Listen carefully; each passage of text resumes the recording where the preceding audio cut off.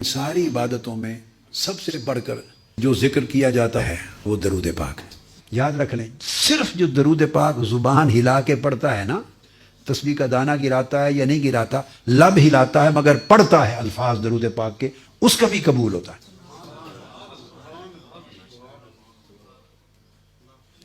اس طرح کرنے والے ہر نمازی کی نماز کی شیورٹی نہیں ہے کہ قبول ہوگی،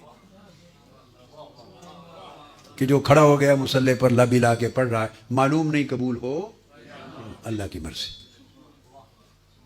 آپ سمجھے نا، درود پاک ایک ایسا ذکر ہے کہ جس نے لب ہلا کے بھی پڑھ دیا اور بہت نیچے نہیں بھی اترا، اس کا بھی قبول ہوگا۔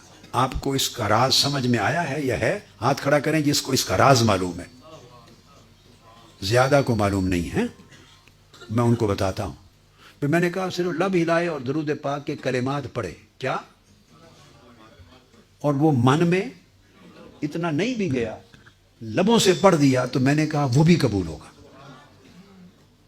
درود پاک کسی کا رد ہوتا ہی نہیں ہے، باقی ہر عبادت رد ہو سکتی ہے۔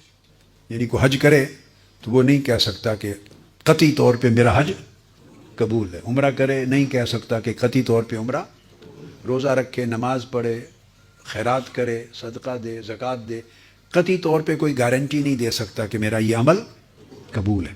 صرف ایک عمل ہے درود پاک، یہ جو پڑھے وہ گارنٹی ہے اس کی کہ قبول ہے۔ اب اس کا راز سمجھنا چاہتے ہیں؟ بولیے۔ بڑا آسان ایک راز بتا دیتا ہوں، باقی اس کے علاوہ بھی بہت بڑے بڑے راز ہیں، بہت راز ہیں، مگر ایک سادہ سا راز جو آپ کو ایک سیکنڈ میں سمجھ آ جائے گا اور بھولے گا نہیں، وہ کیا کہ یہ رد ہوتا ہی نہیں کہ آپ پڑھیں درود پاک، اللہم صلی علی سیدنا محمد۔ اب پہلے لفظ کیا ہیں؟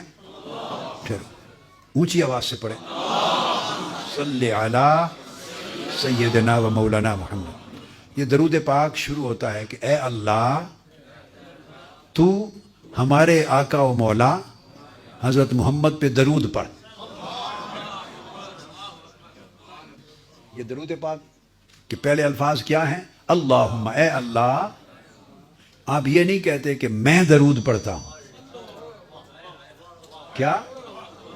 آپ یہ نہیں کہتے کہ حضور علیہ السلام پر میں درود پڑھتا ہوں یا ہم درود پڑھ، یہ نہیں کہتے۔ نماز میں کہتے ہیں ایاک نعبد، ہم عبادت کرتے ہیں تیری۔ نماز میں کہتے ہیں اے اللہ ہم تیری عبادت کرتے ہیں، وہاں ہم ہیں، وہاں ہم تیری عبادت کرتے ہیں، نماز میں کہتے ہیں۔ مگر درود پاک میں اللہ پاک نے آپ کو، میں کو، ہم کو، تم کو، ساروں کو نکال دیا۔ درود پاک میں اللہ تعالیٰ نے میں کو، تو کو، ہم کو، تم کو، سب کو نکال دیا ہے۔ آپ سارے درود پاک میں اول سے آخر تک پڑھے، ایک لفظ بھی ایسا نہیں جس میں میں اور ہم اور تم آئے، ایک لفظ بھی ایسا نہیں جس میں میں آئے۔ تو یہ جو عمل رد ہوتے ہیں وہ رد ہی میں کی وجہ سے ہوتے ہیں۔ اب دیکھو نا، یہ جو عمل قبول نہیں ہوتے، یہ جو عمل قبول، کون سی شے ہے جو انہیں قبول ہونے سے روکتی ہے؟ وہ کیا ہے؟ میں ہی ایک چیز ہے جو کسی بھی عمل کو قبول ہونے سے روکتی ہے۔ اپنے محبوب پر درود پاک کے عمل میں سے اللہ پاک نے میں کو خود نکال دیا۔ جس نے قبول ہونے سے روکنا تھا وہ ہے ہی نہیں اس میں۔